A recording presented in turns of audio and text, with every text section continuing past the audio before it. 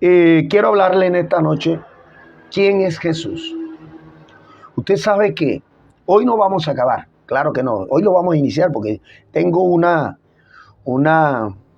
enseñanza larga, así que vamos a ir con el tiempo. Hoy iniciamos, continuamos si el Señor no ha venido el día viernes, y bueno, y así.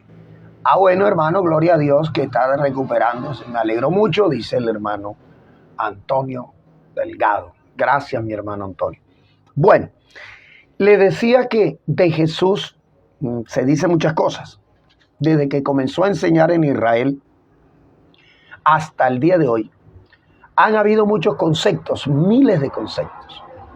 Yo creo que el personaje más apreciado por la humanidad ha sido Jesús y también el más despreciado por muchos. Aquel al cual han venido muchas personas y también el que ha sido rechazado. Bueno, el mismo Jesús dijo que él era como una piedra que el que cae sobre él se edifica, es salvo, se fortalece, pero al que le cae encima lo desmenuza. Piedra que para algunos ha sido de apoyo, para otros ha sido tropezadero. El problema no ha sido de Jesús, el problema es de la misma persona. Tropiezan no porque Jesús quiere que tropiecen, sino porque la misma persona, por vivir de acuerdo a sus conceptos, entonces tropieza en Jesús. Por ejemplo, en Mateo capítulo 16, el verso 13, dice, viniendo Jesús a la región de Cesarea de Filipo, preguntó a sus discípulos. Yo recuerdo que una vez yo estuve hablando de esto un poco, hoy vamos a profundizar un poco más. Y Jesús le preguntó a sus discípulos, ¿quién dicen los hombres que es el Hijo del Hombre?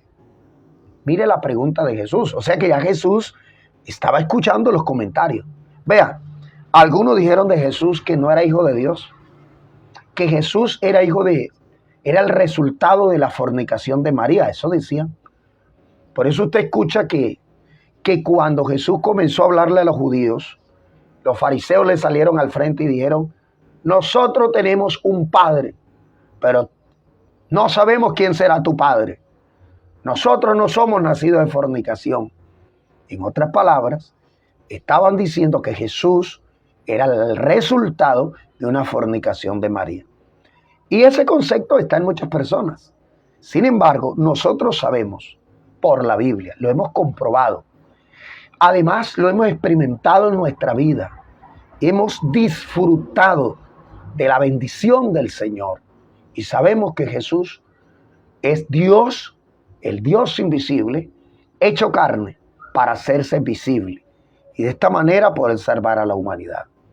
Entonces Jesús le pregunta a los discípulos, ¿quién dicen los hombres que es el Hijo del Hombre? En otras palabras, la gente que dice de mí. Y ellos comenzaron a dar conceptos.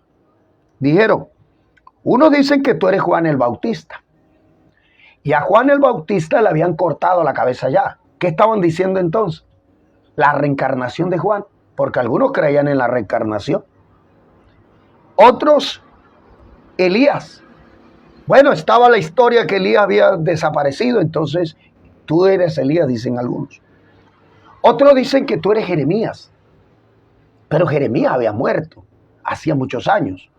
Así que ellos están creyendo en la reencarnación o en la resurrección tal vez, porque creían, como le acabo de decir, en la resurrección, en la reencarnación, ya que la fe de los judíos se había mezclado con las creencias de muchas religiones, no solamente de los griegos, se había mezclado con otras religiones. Entonces, o alguno de los profetas. Bueno, Jesús deja allí y le dice, y vosotros y ustedes, ¿quién dice que soy yo?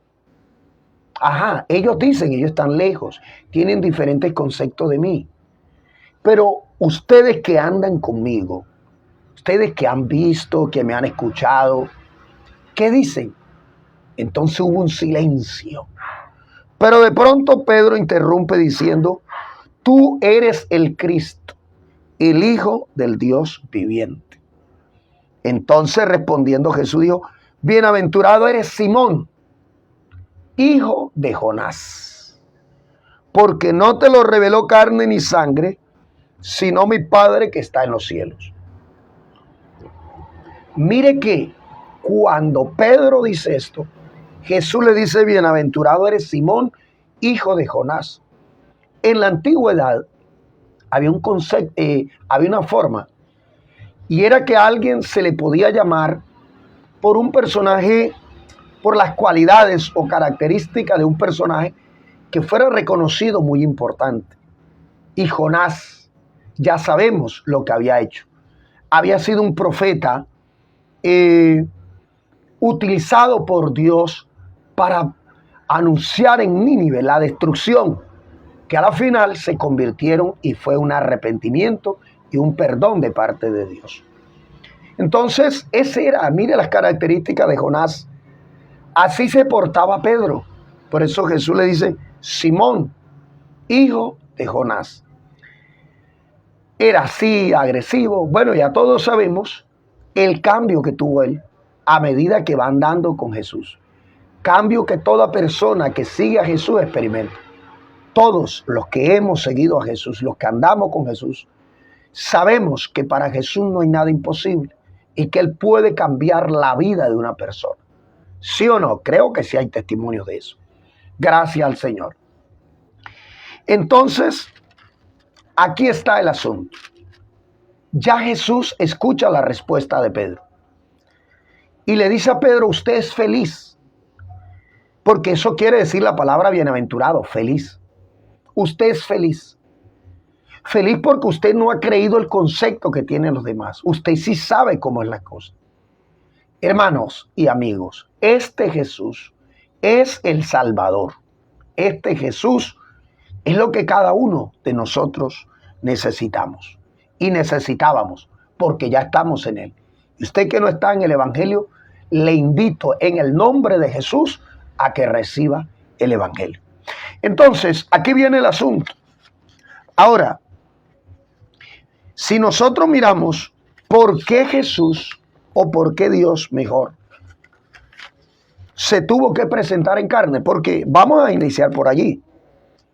Hay gente que me han acercado a mí, incluso algunos de mis familiares, y me han dicho, bueno, si Jesús es Dios, ¿por qué la Biblia habla de hijo? Porque el mismo Pedro dice que tú eres el hijo del Dios viviente. Y Jesús no lo regaña. Jesús le dice, ¿eres feliz? ¿Por qué tuvo que pasar eso? Tal vez esta noche no alcance a darte la respuesta. Vamos a iniciar por la Biblia. Podría decirte aquí, pero yo quisiera que vamos leyendo la Biblia. Y te invito para que continuemos el día viernes, si el Señor no ha venido y todos estos días. Cuando nosotros buscamos en Génesis capítulo 1, el verso 31, dice, y vio Dios todo lo que había hecho, y aquí que era bueno en gran manera, y fue la tarde y la mañana y el día sexto. Primero quiero decirle que todo lo que Dios hace es bueno. Dios no hace nada malo. Por eso, cuando leemos en Juan que dice que en el último y gran día de la fiesta, Jesús se puso en pie y alzó la voz y dijo, si alguno tiene sed, venga a mí y beba. El último y gran día de la fiesta.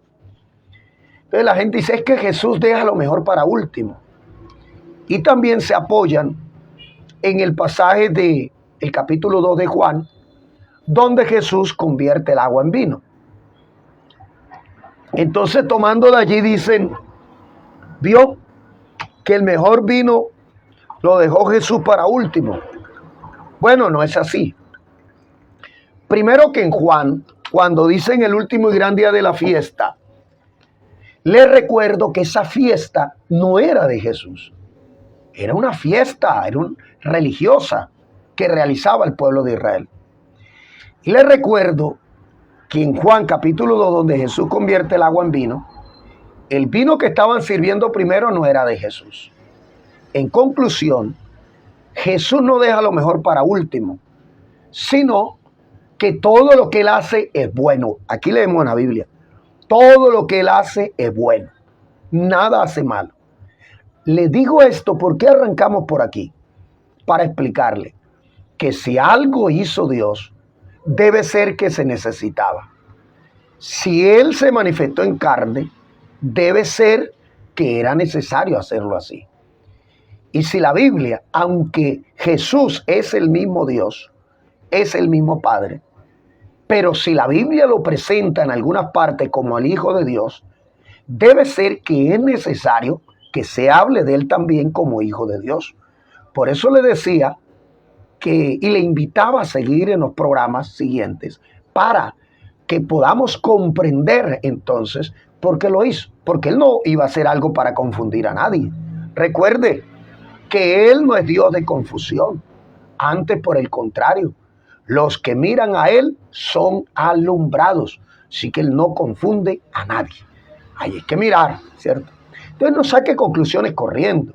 Porque hay gente que le gusta concluir y ya armar una doctrina. Por eso viven equivocados, viven errados, hablando cosas que no son, ni entienden, ni la Biblia lo sustenta. Pero les gusta sacar conclusiones antes de analizar bien las cosas. Entonces le invito para que tengamos un poco de paciencia y amor por nuestra salvación, por Jesús y por la salvación de los demás también. Entonces vamos a continuar con el tema. Entonces, todo lo que Él hizo es hermoso.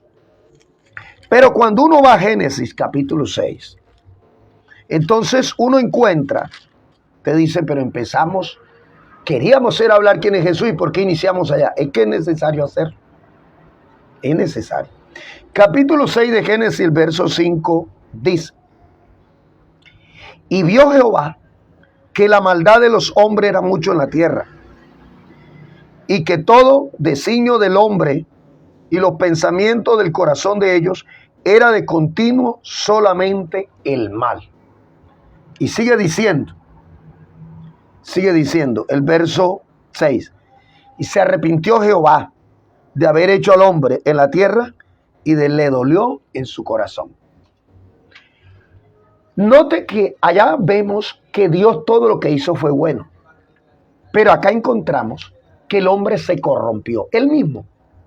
Dios no creó nada malo. Hay gente que dice, si Dios es tan bueno, ¿por qué existe la maldad? Porque el hombre tiene la capacidad de elegir entre el bien y el mal. Dios no tiene robots. Dios no tiene personas que le siguen aturdidos. No, Señor. Es por eso que cuando nosotros oramos, nosotros no privamos a ninguno. Usted ve que hay gente que oran y privan a la gente. Dios no priva a nadie. Antes, por el contrario, Dios despierta. Así dice la Biblia. Despiértate tú que duermes. Dios no habla con dormidos. Dios habla con despiertos. Y levántate de los muertos y te alumbrará Cristo. Digo esto porque, no, que ese es el poder de Dios. Ese no es poder de Dios. No encontramos en la Biblia que Dios prive a nadie. Cuando algún momento, alguno que vio la gloria de Dios, se quiso caer, el Señor mismo lo levantó. Léalo para que vea. Juan vio la gloria de Dios y se estaba cayendo.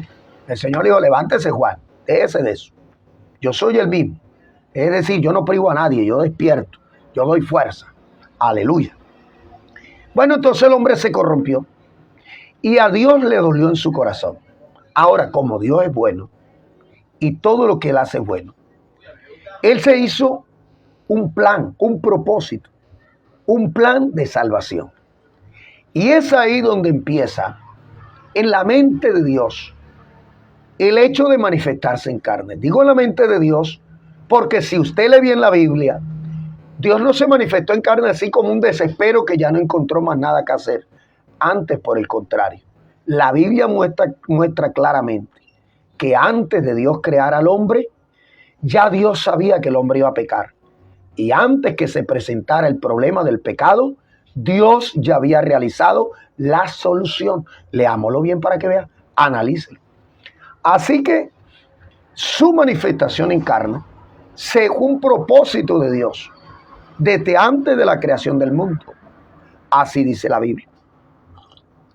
Entonces, mis hermanos, cuando uno va, por ejemplo, a Efesios, capítulo 1, el verso 4.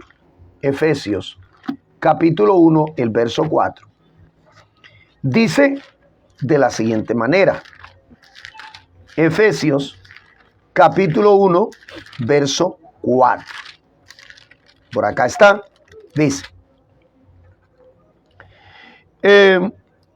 Según nos escogió en él antes de la fundación del mundo, para que fuésemos santos y sin mancha delante de él. ¿Se da cuenta? Antes de la fundación del mundo, antes de crear al hombre, antes de crear todas las cosas, Dios sabía que el hombre iba a pecar. Y antes que el hombre pecara, antes que el hombre se metiera en semejante problema, Dios ya había dado la medicina, había dado el remedio. Por eso dice, de antes de la fundación del mundo. Hay quienes creen que a Dios le salió las cosas malas, que el diablo le salió adelante a Dios. Déjese esa historia. Yo escuché a alguien que dijo, las derrotas de Dios. ¿Cuál derrota? Derrota tendrá usted creyendo eso. Jamás Dios ha sido derrotado. Que usted lo mire desde su perspectiva. Y no, que Dios fue derrotado. Déjese esa historia. Él es por encima de todo. Él lo conoce todo, lo sabe todo. Y todo está sujeto a Él. Que hermano y amigo, no tenemos un pintado. Este es un Dios grande, que no cabe en los cielos, no cabe en la tierra. Lo llena todo. Gracias a Dios por eso. Entonces, el plan de salvación fue diseñado desde antes de la fundación del mundo. Esto no fue una idea que Dios va haciendo cosas como le vayan saliendo. No. Dios cuadra bien todo. Dios es ordenado, organizado. Por eso es que el apóstol Pablo dice, hágase todo, ¿cómo? Decentemente y con orden. Esa historia del desorden, eso es nuestro, eso no es de Dios. Por eso Pablo dice que las iglesias de Corinto se armaban a veces unos desorden. Y él dice, hermano, ese desorden no es de Dios, ese desorden es de ustedes. Porque Dios quiere que hagamos las cosas decentes y ordenadas. Una de las cosas que hace Dios en la vida de la persona es que Él ordena la vida del ser humano. Puede ser el más desordenado, pero cuando Dios llega a esa vida se ordena. Lea en Génesis 1:1. En el principio creó Dios los cielos y la tierra. ¿Y cómo estaban los cielos y la tierra? Desordenada y vacía. Y antes de Dios ponerse a crear las cosas, ¿qué fue lo primero que hizo? Ordenó y organizó. Y cada cosa la fue poniendo en su lugar. Por eso dice que creó al sol para que se enseñoreara del día. Creó la luna para la noche. Creó los árboles para que dieran fruto, se multiplicaran y sirvieran de alimento al hombre y a los animales. Dice que las hojas, las ramas para el hombre y el fruto para los animales y el fruto para el hombre. Y todo lo hizo Dios así, ordenado. Así que esos desórdenes, uno ve gente, hermano, oye, que adorando a Dios, que le están dando la gloria a Dios con un desorden. Eso no es de Dios, eso es suyo. Claro, hermano. No, que es que cuando Dios llega, Dios no es desordenado. Vea, le voy a contar algo. Cuando Dios, ¿qué había hecho Elías? Elías hizo descender fuego del cielo. Clamó a Dios y Dios descendió fuego del cielo. La gente tenía un concepto equivocado de Dios. Que Dios era fuego, era explosión, era... porque lo habían visto cómo cruzó al pueblo por el Mar Rojo. Todos ellos vieron todo eso, esa columna de nube y todo eso. Cuando Elías estaba escondido en la cueva, dice la Biblia que vino un viento recio, un estruendo, pero Dios no estaba ahí. Vino un fuego, Dios no estaba ahí. Hasta que vino un silbo apacible, ahí estaba Dios. O sea, Dios le estaba mostrando a Elías, le estaba cambiando ese concepto que tenía Elías. Dios es un Dios apacible. Es un Dios no de desorden, es un Dios de orden. Por eso cuando usted llega al endemoniado Gadareno, estaba loco, desnudo, pero andaba desnudo. Pero cuando Jesús llegó a la vida de él, Y cuando viene la gente, ven al hombre en su estado cabal. Bien, pero notaron algo. Estaba vestido. Léalo para que vea. Así que Jesús no solo lo sanó, sino que le dio ropa para que se vistiera. Es lo mismo que pasó con Adán y Eva. Cuando ellos los creó, no tenían una ropa física, pero estaban arropados con la gracia de Dios. Pero cuando pecaron, ese vestido espiritual lo perdieron. Entonces Dios tuvo que construirle un vestido físico. Él no los envió desnudos al mundo. Así que la idea de que el ser humano se vista no es de la cultura, eso no es cultura. Eso es un principio bíblico. ¿Por qué nos vestimos? Porque Dios no quiere que el ser humano ande desnudo. Léalo para que vea. Dios no quiere. Lo primero que hizo Dios con el ser humano fue vestirlo. Así que la gente que anda desnuda y que Dios no tiene que ver con el cuerpo, la Biblia dice que nuestro cuerpo es templo del Espíritu Santo. Debe ser para la honra y la gloria del Señor. Por eso usted no puede poner el cuerpo a pecar.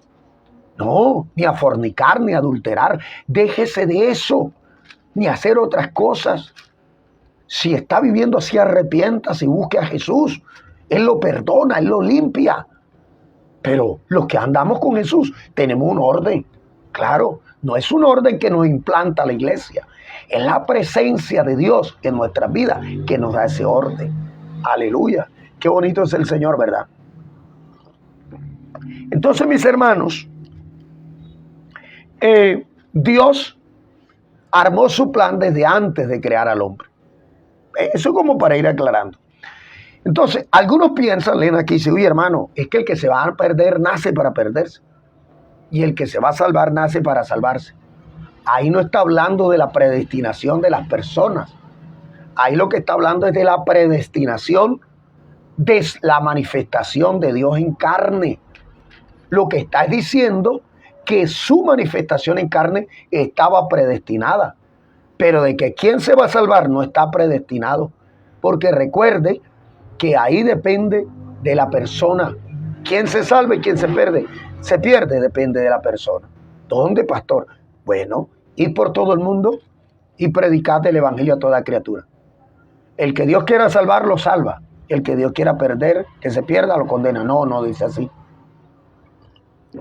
Dice, el que creyere, así que dice, y fuere bautizado será salvo. ¿Quién se salva? El que quiera creer y el que quiera bautizarse en el nombre de Jesús. No, yo no quiero creer a eso. No quiero bautizarme en el nombre de Jesús. Te pierdes. Pero no es que Dios te predestinó a perderte. Es una idea tuya por tu rebeldía, por creer que no necesitas de Dios. Y luego dice, el que creyere y fuere bautizado será salvo. Mas el que no creyere será condenado. Pero no es una elección de Dios, es la decisión tuya. Y siempre que usted busca en la Biblia, encuentra que Dios no obliga a nadie. A nadie. Así que dejémonos de esa historia. Todo esto hay que irlo aclarando. Entonces, mis hermanos, encontramos, por ejemplo, en Apocalipsis capítulo 13, el verso 8. Oiga, para hablar de quién es Jesús, mire dónde vamos. Apenas estamos haciendo aquí una introducción. Capítulo 13, verso 8. Dice, y la adoraron todos los moradores de la tierra, cuyo nombre no están escritos en el libro de la vida del Cordero, que fue inmolado, que fue muerto, desde el principio del mundo. Oiga, está diciendo que Jesús murió desde antes de la creación. Y todos sabemos que murió, fue en el Calvario, y fue mucho tiempo después de la creación, pero mucho tiempo. ¿Oyó? Entonces, ¿por qué dice que murió? Aquí dice, desde antes de la creación. En el plan, en el propósito de Dios ya estaba hecho. Y cuando vino el cumplimiento, se realizó. Pero en la mente de Dios ya estaba hecho. Recuerda que Dios llama a las cosas que no son como si fueran. Así que Dios no dice, mañana voy a hacer esto. Tal vez, no sé si pueda, si estoy vivo. Nada. Dios dice, hice esto, así lo haga dentro de 3000 años. Pero para Dios ya está hecho. Te voy a poner un ejemplo. ¿Cuánto hace que Jesús murió? 2000 años. ¿Y qué dice Dios? ¿Cuánto tiempo ha pasado para Dios? apenas estamos en el mismo día. No dice los días de salvación, dice hoy es el día de salvación. O sea que para Dios Jesús murió esta mañana. ¿Se da usted cuenta de qué estamos hablando? El apóstol Pedro, por hablar algo así, dijo, para el Señor un día es como 1000 años y 1000 años como un día. No está diciendo que un día son 1000 años. No. Está diciendo que para el Señor un día puede ser millones de millones de millones de años. Lo que es para nosotros eso, para Dios es un día. Eso dice la Biblia. Por eso es que mucha gente no entiende y se estrellan en la palabra, tropiezan en la palabra. Entonces, mis hermanos, ese cordero, en la mente de Dios, ya él sabía, él tenía el propósito de manifestarse en carne. Voy a terminar aquí, a terminar lo que estamos hablando. No es que el tema terminó. Así que vamos a continuar el día viernes. Pero sí quiero que miremos aquí algo. Por ejemplo, en Gálatas capítulo 4, el verso 4. Mire lo que dice Gálatas capítulo 4, el verso 4. Dice, vamos a ver, dice, pero cuando vino el cumplimiento del tiempo, vio que Dios no hace nada así, a la topa tolondra, no, nada de eso. Cuando vino el cumplimiento del tiempo, Dios envió a su Hijo, nacido de mujer y nacido bajo la ley. Porque algunos dicen, no, hermano, es que el Padre es allá en el cielo, se juntaron la Trinidad. ¿Quién va? Entonces el Hijo dijo, yo voy. Así no es que la Biblia dice. Eso es un invento de la gente. ¿Dónde dice eso la Biblia? No, que el Padre le dijo al Hijo, vaya usted. ¿Dónde dice la Biblia eso? No crea esa historia, eso no es bíblico. Eso es un pensamiento griego, que creían en el Olimpo, que creían en esa reunión de dioses, y habían dioses, uno mayor que el otro, y todas las mitologías que han existido. Este Dios no es un Dios de la mitología. El Dios de la Biblia es diferente. Aquí no hay Olimpo. Aquí no hay una reunión de dioses. No. Dice él, yo soy el primero y soy el último. Así que nadie está delante de Dios ni atrás de Dios. Él lo llena todo. Nadie está arriba de Dios ni abajo de Dios porque Él lo llena todo. Dice, yo soy alfa y omega, principio y fin, primero y último. Oh, hermano, que el teólogo tal, ese teólogo está equivocado. Porque él dejó la Biblia, está basado en conceptos.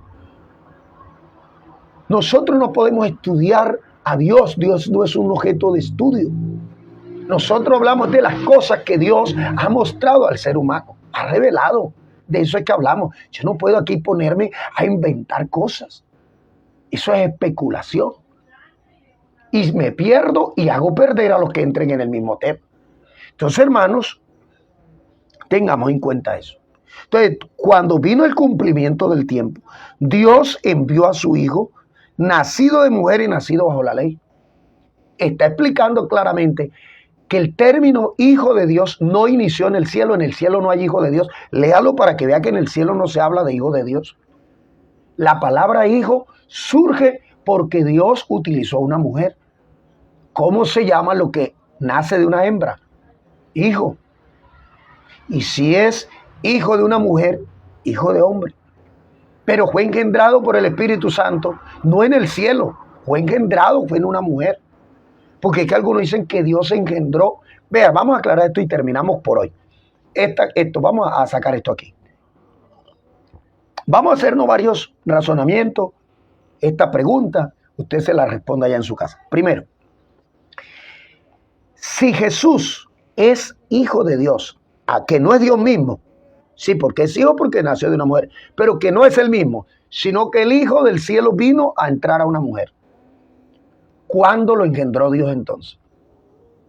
Entonces, para que haya un engendramiento se necesita dos. El mismo Dios para manifestarse en carne utilizó una mujer. Por eso vino a la tierra. Nadie subió al cielo sino el que bajó del cielo. ¿Pero cómo bajó? Dice que el Espíritu Santo hizo sombra en el vientre de María. Ahora, si alguien me dice, no fue que lo engendró, Él lo creó. ¿Usted me está diciendo que Jesús es criatura de Dios? Por favor. Cuando usted va a la carta a los hebreos, dice que Jesús no es criatura de Dios. Dice que jamás Dios llama a ninguna criatura hijo, pero a Jesús le llama hijo, lo que quiere decir que no es criatura de Dios. Eso está en Hebreos capítulo 1.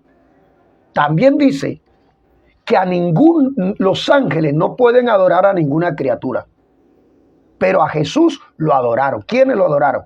Unos ángeles no, todos.